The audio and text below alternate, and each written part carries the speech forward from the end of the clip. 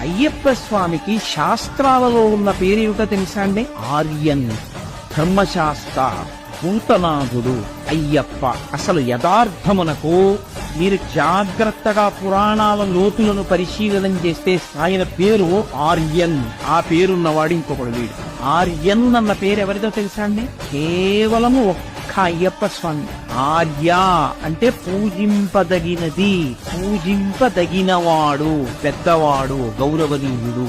అత్యంత చిన్న పిల్లవాడిగా వచ్చి అంత్యంత పెద్ద ఆయనగా కూర్చున్నవాడు అయ్యప్ప. ఎందుకంటే ఆయన పెళ్లి చేసుకున్నట్టు గృహస్థాశ్రమంలోకి వెళ్ళినట్టు శాస్త్రంలో లేదు. బ్రహ్మచారిగానే ఉండిపోయాడు అంతే. రాజుగారు ఆయన పెళ్లి చేయలేదు. వెంకటేశ్వర స్వామి గారు ఆయన యథార్థంగా భూమి తిరిగారు. కానీ చుట్టూ ఆ యోగబంధం కట్టుకుని చిన్ముద్ర పట్టి కూర్చున్నారు.